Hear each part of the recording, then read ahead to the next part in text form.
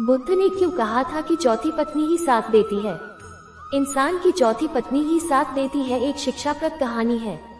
वैशाख पूर्णिमा के दिन बुद्ध पूर्णिमा मनाई जाती है। क्या आप जानते हैं कि गौतम बुद्ध ने एक बार कहा था कि हर इंसान की चौथी पत्नी ही साथ देती है? इसके पीछे एक दिलचस्प कहानी है।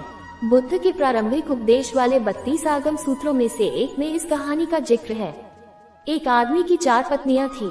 प्राचीन भारत की सामाजिक व्यवस्था में एक पुरुष कई पत्नियां रख सकता था।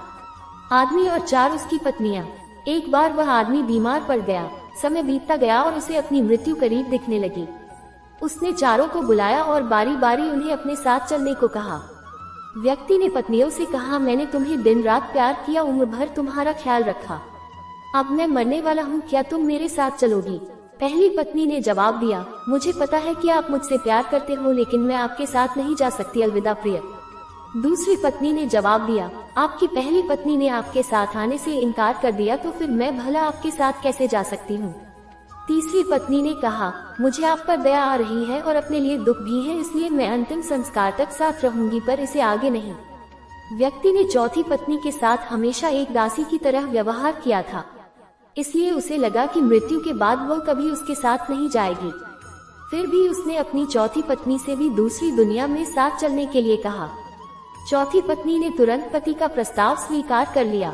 चौथी पत्नी ने जवाब दिया, मैं आपके साथ जाऊंगी, कुछ भी हो, मैं हमेशा साथ रहने के लिए दृढ़ संकल्पित हूँ, मैं आपसे अलग नहीं रह सकती।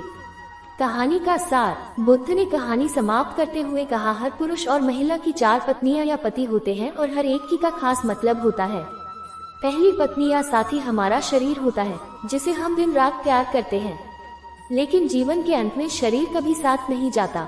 दूसरी पत्नी हमारा भाग्य, भौतिक चीजें, धन संपत्ति है, जिनके लिए हम सारा जीवन मेहनत करते हैं, मृत्यु के बाद ये भी साथ नहीं जाता है। तीसरी पत्नी का अर्थ रिश्ते नातों से है। मृत्यु के बाद माता पिता, भाई बहन, रिश्तेदार या दोस्त कभी साथ नहीं जाते हैं, सब यही छूट जाता है। चौथी पत्नी हमारा मन या चेतना है। क्रोध, लोभ और असंतोष कर्म के नियम हैं। हम अपने कर्म से कभी पीछा नहीं छोड़ सकते हैं। जैसा कि पत्नी ने अपने पति से कहा था, तुम जहाँ भी जाओगे मैं तुम्हारे पीछे चलूंगी। इसलिए बुद्ध ने कहा था, हमेशा चौथी पत्नी ही साथ देती है, जो कि हमारे कर्म होते हैं। हमारा पाप और पुण्य कर्म ही अंत समय हमारे साथ जाते हैं।